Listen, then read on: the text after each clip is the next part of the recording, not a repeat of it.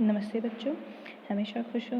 My self जीवीन doctor Monica Trivedi, faculty of education and methodology, and today's topic is common ion effect. This topic includes in a chemical equilibrium.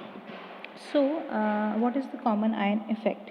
Okay, it relates to the Le-Chatelier principle. We have discussed it in our previous lecture.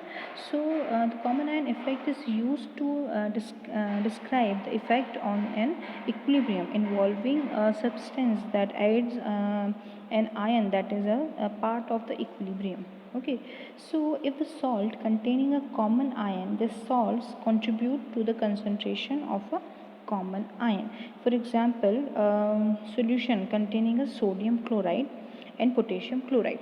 Okay, so if we see this reaction, the NaCl ionized in and give Na plus and Cl negative, whereas the KCl give the potassium plus and calcium negative. So you can see here that the common ion which appear here, the Cl negative is present in both reactions. So here for this kind of solution, the Cl is a common ion. Okay, so if you can see, the concentration of Cl is increased in a solution as compared to sodium and potassium. So the Le-Chatelier principle will apply for this kind of reaction. The concentration of product Cl is increased in a solution, so thereby the equilibrium shifted to that side where the equilibrium can re-establish and where the concentration of Cl is reduced. Okay, so by the following, if we apply the concentration of in a solution, the concentration of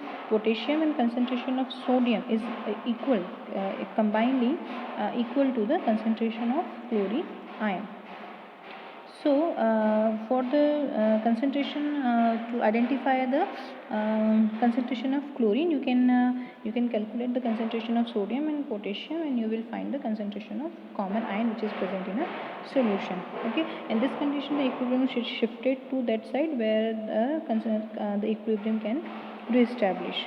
Okay, the next topic is selective precipitation method, and it can applicable in a quantitative analysis.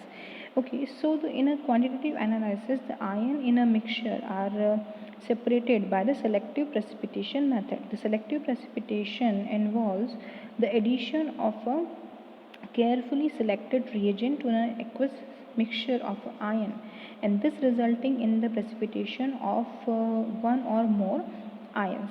Okay, so while leaving the rest of the solution. Okay, so this method will use in a quantitative analysis in a chemistry practical as well as. So the selective precipitation method is a continuous process. So it will divide it into 5 group.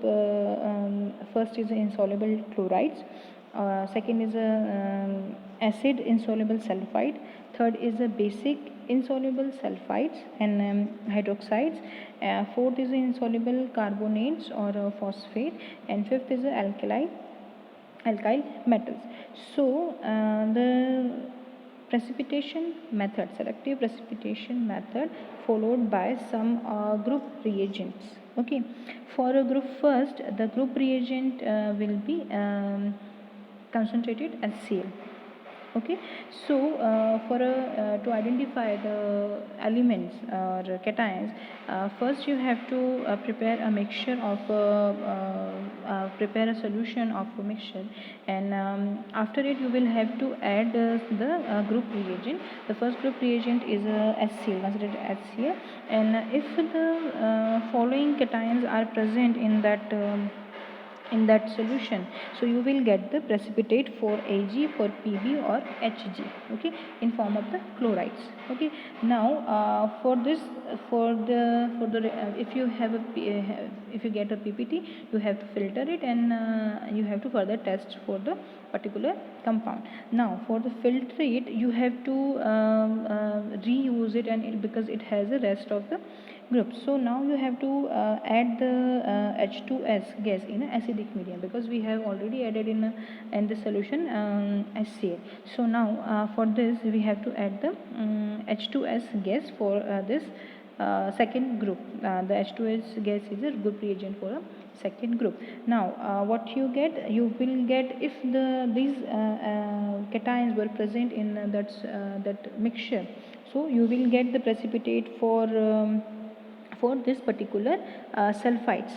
Okay, now you will get the precipitate, and you have to further identify the compound. Now in the filtrate, you have to add NaOH and NH4 2S. Okay, so this is the group reagent for the group third, and you will get the basic insoluble sulfides for this group. Now now by the precipitate, you will identify the compound which will present in a mixture, and now in this residue, you have to add the Na2CO3 NH42HPO4.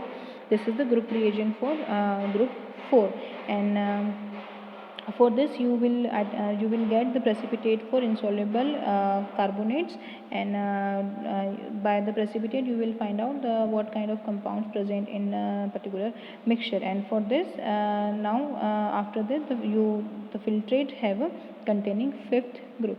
So this is the process of selective precipitation method, and for the qualitative analysis, and you will find out the elements or cations which are present in that mixture. Thank you very much.